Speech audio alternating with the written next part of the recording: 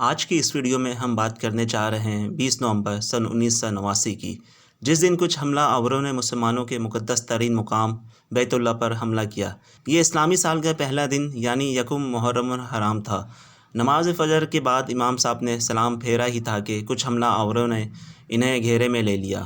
اس وقت خانہ کعبہ میں تقریباً نصف لاکھ کے قریب نمازی موجود تھے۔ ان حملہ آوروں کا سربراہ محمد بن عبداللہ قحطانی تھا، جو مکہ یونیورسٹی کا پڑھا ہوا تھا۔ اس نے امام کعبہ سے مائک چھین کر پوری قوت سے چیخا، برادران اسلام، اللہ اکبر، امام مہدی کا ظہور ہو چکا ہے۔ اس وقت اس کے ساتھیوں نے جو اپنے ساتھ تابوت لے کر مسجد میں داخل ہوئے تھے، ان تابوتوں سے کلاشنکوفیں لہرا کر اس کا جواب دینے لگے کہ مہدی کا ظہور ہو چکا ہے۔ یہ کل 500 افراد تھے جنہوں نے کعبہ پر حملہ کیا اور کعبہ میں موجود لوگوں کو یرغمال بنا لیا اور کعبۃ اللہ کے دروازے بند کر دیے۔ 50,000 کے قریب مسافر خوف کے عالم میں یہ سب منظر دیکھ رہے تھے۔ اس دہشت گرد ٹولے نے مقام ابراہیم کے قریب جا کر دہشت پھیلانا شروع کر دی اور زبردستی اسلحہ کے زور پر لوگوں سے بیعت لینا شروع کر دی۔ ان دہشت گردوں نے مختلف جگہوں پر پوزیشنیں سنبھال لی۔ وہ لوگ مسجد کے میناروں پر چڑھ گئے اور وہاں مشین گنیں نصب کر دی تاکہ کوئی مزاحمت نہ کر سکے۔ ان کے کمانڈر نے نمازیوں کو حکم دیا کہ مسجدوں کی قالینوں کو گول لپیٹ کر گیٹ کے پچھلی طرف رکھ دیں تاکہ دروازہ اور مضبوطی کے ساتھ بند رہے۔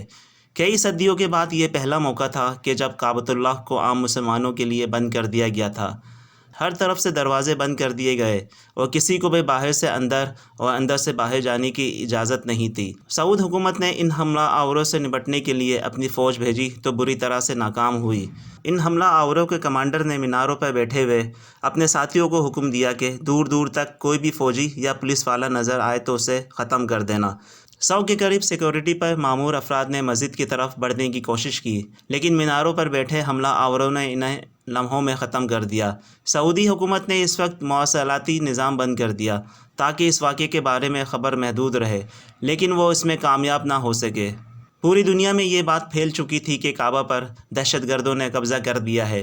اس بات نے پورے عالم اسلام میں غم و غصہ کی فضا پیدا کر دی اور پورے عالم اسلام کی طرف سے یہ مطالبہ زور پکڑنے لگا کہ اس متبرک اور مقدس مقام کو دہشت گردوں سے فوراً پاک کیا جائے۔ سعودی حکومت شش و پنج میں مبتلا تھی کہ کس طرح یہ ممکن ہو، کیونکہ حرم کعبہ میں خون بہانے سے بھی وہ قاصر تھی اور بغیر خون بہائے دہشت گردوں کا خاتمہ ممکن دکھائی نہیں دے رہا تھا۔ اور جو وقت گزرتا جا رہا تھا، اس واقعہ کی سنگینی کھل کر سامنے آ رہی تھی۔ ایک تو یہ کہ دہشت گردوں کی کل تعداد معلوم نہ تھی اور نہ ہی ان کے اسلحہ سے متعلق معلوم تھا کہ ان کے پاس کس قسم کا اسلحہ موجود ہے اور خوراک کتنی ہے اور مسجد میں کتنے یرغمالی موجود ہیں۔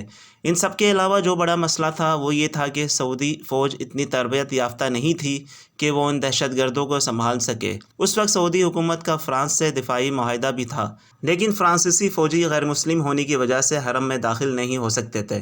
اس مسئلے کے حل کے لیے علماء اکرام کی کمیٹی بٹھائی گئی کہ کیا کعبۃ اللہ کو دہشت گردوں سے آزاد کرانے کے لیے حرم میں خون بہا سکتے ہیں۔ اس کی اجازت علماء اکرام نے متفقہ طور پر دے دی۔ سعودی فوج نے اجازت ملنے کے بعد مختلف حکمت عملی پر کام شروع کر دیا۔ 3 طرف سے حملہ کیا، لیکن دہشت گردوں کو کوئی نقصان نہ پہنچا سکے اور سعودی فوج کو پسپائی ہوئی۔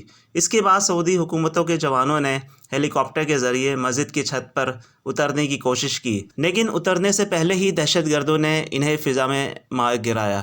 اس دوران دہشت گرد اسپیکر سے تقریر جاری رکھے ہوئے تھے اور ان کا مطالبہ تھا کہ مغربی ممالک سے رابطہ ختم کر دیا جائے، حکومت کا تختہ الٹ دیا جائے، امریکہ کو تیل کی سپلائی روک دی جائے اور تمام غیر ملکیوں کو ملک سے نکال دیا جائے۔ جب سعودی فوج کسی طور دہشت گردوں پر کنٹرول حاصل نہ کر سکی تو اس وقت سعودی حکومت نے کعبۃ اللہ کے دفاع کے لیے پاکستان سے رابطہ کیا اور کہا کہ پاکستانی فوج کعبۃ اللہ کا دفاع کرے۔ اس وقت پاکستان میں جنرل ضیاء الحق کی حکومت تھی۔ پاک فوج تو پہلے ہی کعبۃ اللہ کی دفاع کے لیے تیار کھڑی تھی اور اس کام کو کرنا اپنے لیے باعث فخر سمجھتی تھی۔ اسی وجہ سے فوراً SSG کے کمانڈوز کا ایک خصوصی دستہ سعودیہ روانگی کے لیے تیار کیا گیا۔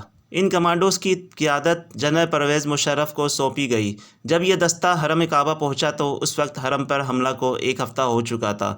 پاک فوج کے حملے کا ایک خاص طریقہ کار ہے کہ وہ اپنے دشمن کو اس کے سنبھلنے سے پہلے اس پر حملہ آور ہوتے ہیں، لیکن یہاں معاملہ مختلف تھا۔ اگر کمانڈوز اس طریقے پر حملہ کرتے تو اس طرح بہت سی جانوں کو خطرہ ہو سکتا تھا جو وہاں محصور تھے۔ اس کے علاوہ اس طرح حملہ کرنے پر بیت اللہ کو بھی نقصان پہنچنے کا اندیشہ تھا، لہذا وہاں پہنچنے کے بعد SSG کمانڈوز نے پلاننگ شروع کر دی۔ پورے حرم کا باریک بینی سے جائزہ لیا گیا۔